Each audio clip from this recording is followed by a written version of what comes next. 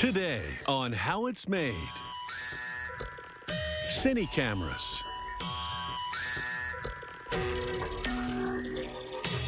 Glass Christmas ornaments.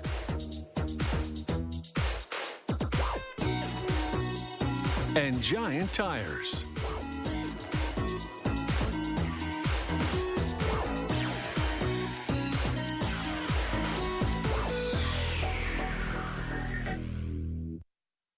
A cine camera is the type of camera they use for making motion pictures. It captures what it shoots on 16 or 35mm film.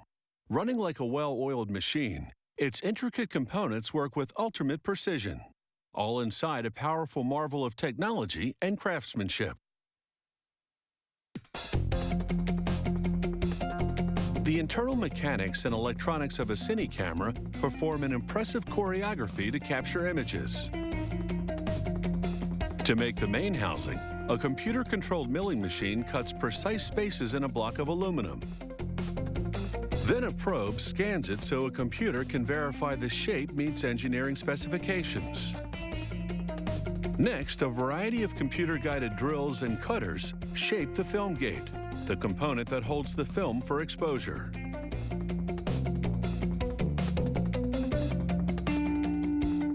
A grinding wheel completes this highly precise task. They buff the film gate on a rotating drum, infused with diamond powder and a polishing compound. Next, workers apply glue to the film guide, which pushes the film into the film gate. Then they put glue on the film movement, mate the guide in movement, then drive in screws to secure the bond. These two registration pins hold the film in place. Now for the pull-down claws. Workers mount these aluminum devices inside the film movement, one on each side. They move forward and downward as the registration pins retract, dragging the film along the guide. As the claws pull the film down, the pins enter. This exposure repeats at a rate of 150 frames per second. Next, workers screw on a cover to protect the movement's fragile parts. Another cover fits on the other side.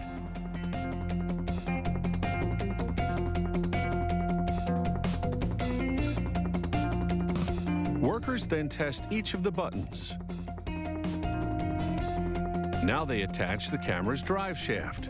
The motor drives the movement using a toothed belt. A mechanic's test comes next to ensure the claws and pins perform with precision.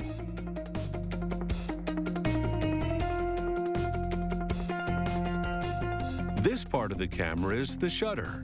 It sits between the film and lens. Workers mount a mirror over half the shutter. The mirror reflects the image into the viewfinder when it rotates in behind the lens. A dab of special cleaning fluid yields a pristine surface. Any dirt on the mirror would create a fuzzy image. The protective cover plates will shield existing openings. Here, the shutter and mirror spin in unison. In this model, the shutter is electronic, so it requires a tiny microchip and electrical wires with plugs on the ends. Technicians scrutinize the parts and connections. Then they test the electronics again to ensure everything is working, starting with the shutter. With all the internal components complete, it's time to install them in the camera's housing. The film gate we saw earlier snaps into position. Next, technicians carefully mount the film guide behind the film, then fasten it tightly. Last but not least, the shutter gently slides into position. They close up one side of the housing with a cover to protect the circuit board inside. Workers then lay an accessory controller gently into the camera's side cover. It takes tweezers and a steady hand to insert this focusing screen through the lens mount at the front of the housing. Finally, the lens takes its place front and center. With the camera structure now complete, Workers attach a magazine containing the film. A little nudge here and there leads the film down the right path. The movement swings forward to allow the film to run its course. With a touch of a button, the film successfully races through a mechanical maze. This camera excels at high speed and special effects. All it needs now is some action.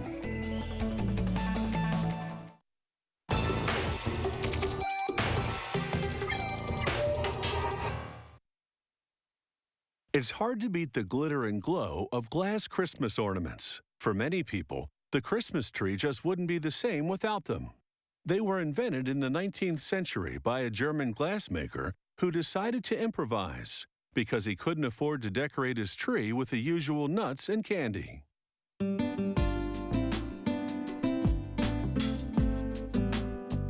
They're Christmas eye candy. Today's glass ornaments are a visual treat.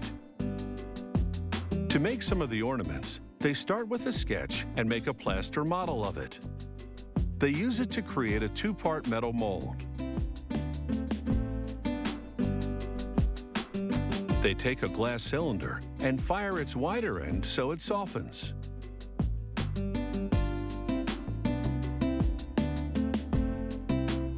The glassmaker blows into the pipe end to stretch the supple glass into the basic shape of a bauble ornament.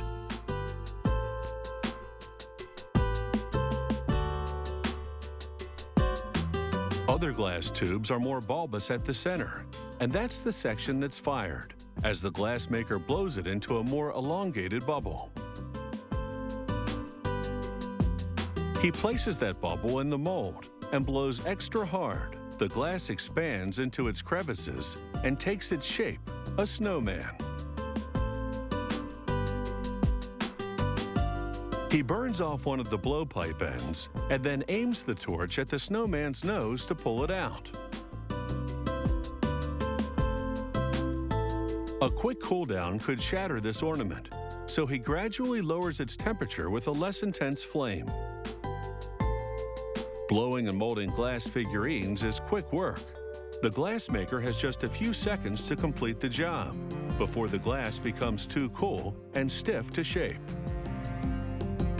The ornaments now head down the line to get some shine. This will be an inside job.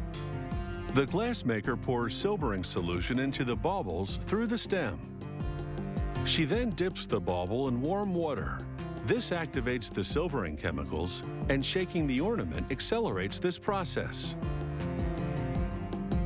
She swirls the silvering liquid around to completely coat the inside of the ornament. A final dip gives this bauble a mirror finish from the inside out.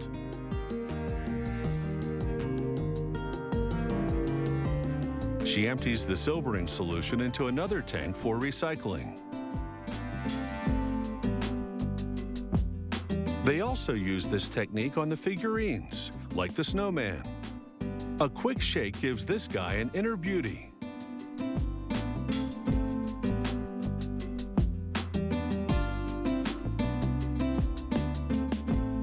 Next, they submerge the glass ornament in lacquer to give it some color.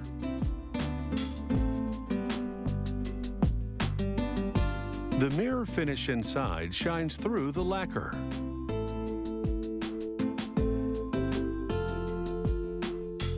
Now the snowman ornament gets an artist's touch. She airbrushes white lacquer onto the figurine for a frosty finish. It makes the snowman look more like Old Frosty. The artist paints some of the details by hand, like the trim on the hat and robe of the Santa ornament. This gives it more visual depth.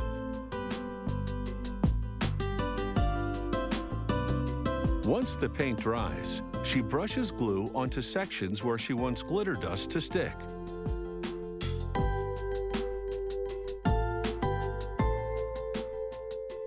The glue dries quickly, so the artist applies more. When it comes to Christmas sparkle, you just can't get enough.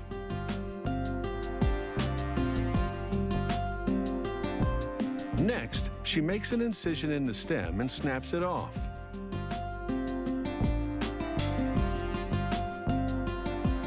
metal cap fits on the ornament stub. Time to pack up these fragile beauties very carefully. They put them in boxes that cradle each one individually to ensure they arrive safely. Now, these glass ornaments are ready to go out on a limb to add beauty to the holidays.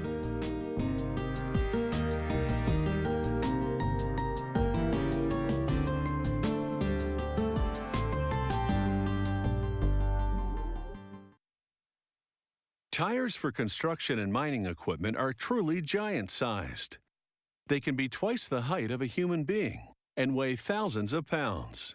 These giant tires also come with a hefty price tag. Just one can cost more than an average family sedan.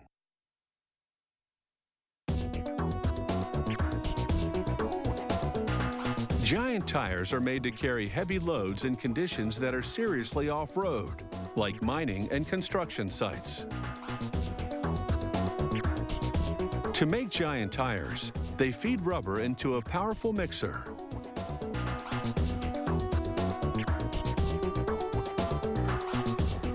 They add sulfur and antioxidants to boost the rubber's durability, as well as recycle pieces of used tires. At the top of the mixer, they add carbon black in measured amounts. It's an oil byproduct that helps bind everything together. The mixing generates heat, which softens the rubber, making it doughy. The rubber dough then falls between rollers that squeeze it into a sheet. The process is called milling.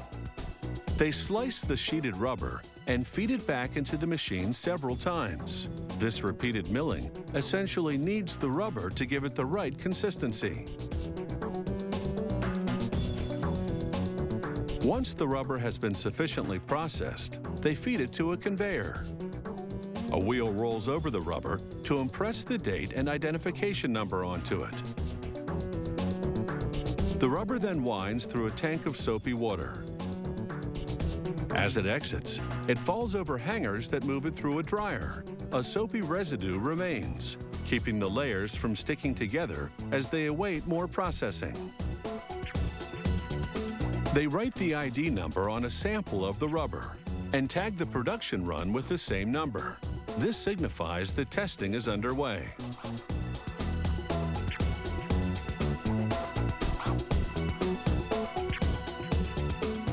They tuck the test sample in a canister and send it up a chute to the lab. Once it's confirmed the rubber has the right characteristics, it's ready to be made into the various components of a giant tire.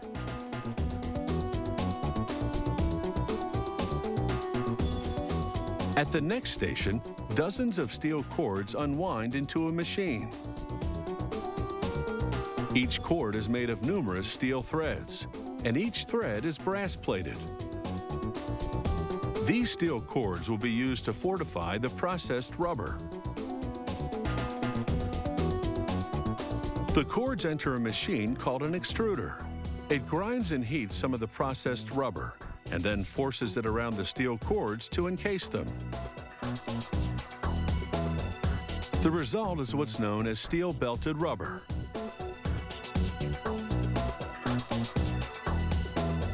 They cut several of the steel-belted strips on an angle and fuse them together. This exposes steel cord around the edges, so hot rollers seal them with rubber.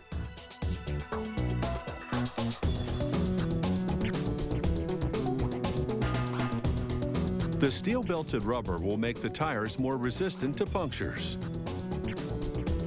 But they make the tire's basic structure from rubber-coated nylon cord. They cut the nylon rubber ply to a specific length.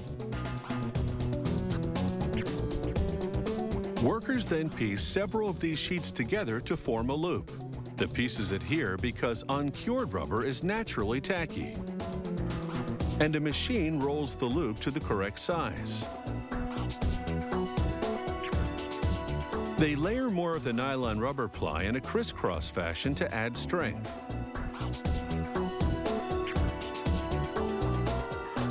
The machine that helps size the loop also applies a thin layer of ordinary rubber between each crisscrossed layer. This thickens the rubber loop. The finished loop is called the band. It's the skeleton of the giant tire. They hoist it onto a cart and move it to the next station. Stay tuned as they shape and inflate this band of rubber to turn it into a giant tire.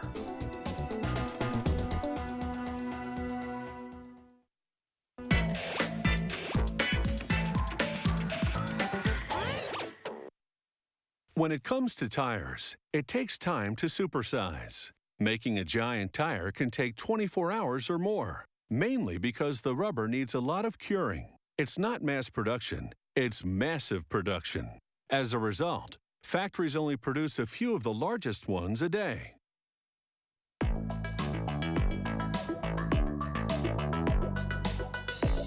This machine is about to stretch the big band of rubber like an elastic.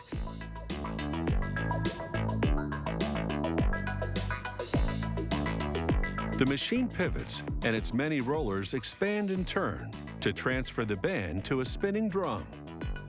The machine pumps air around the protruding rollers to make the transfer easier, while the drum turns at a constant speed to aid the process.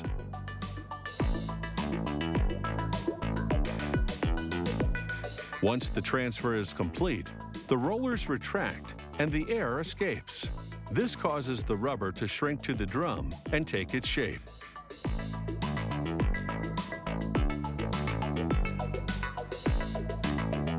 They fold the overlap into the center of the drum.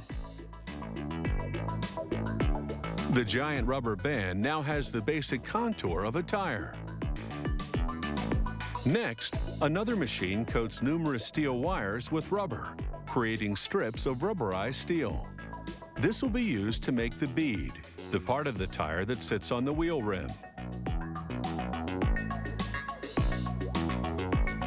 They wind the rubberized steel around a metal wheel up to 20 times to form the bead.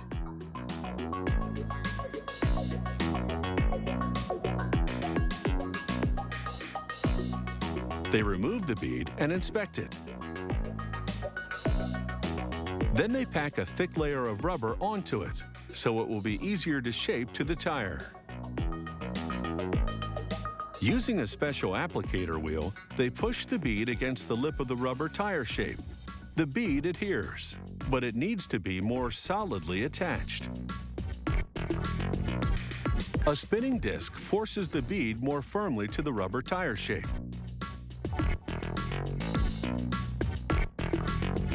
Then, the tire assembler folds back the extra rubber from the tire and wraps it around the bead, using sheer physical strength. They install 2 or 3 beads on each side of the tire. The multi-roller device takes over from the assembler and folds back extra rubber to lock the beads in place. Next, the tire turns as they wind steel-belted rubber around it, followed by a continuous strip of ordinary rubber. That strip builds up contours for tread.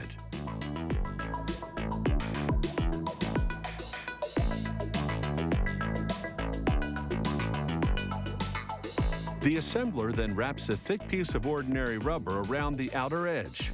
This is the tire's sidewall. The spinning disc device presses the sidewall to the tire. This tire is now ready to move on. Here, a huge rubber bladder inflates and deflates as they spray it with a non-stick coating. This bladder will act as the inner part of a mold.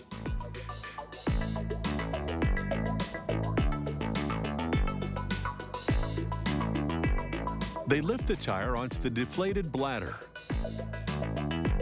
They then pump steam into it, expanding the tire.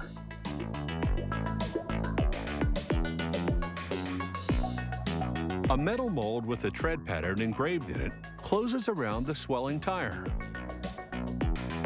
The tire cooks in this mold for up to 18 hours, causing the rubber to cure.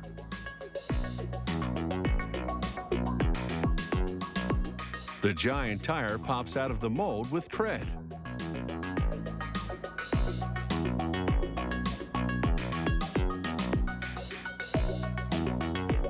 The brand name and identification numbers have all been molded into the rubber.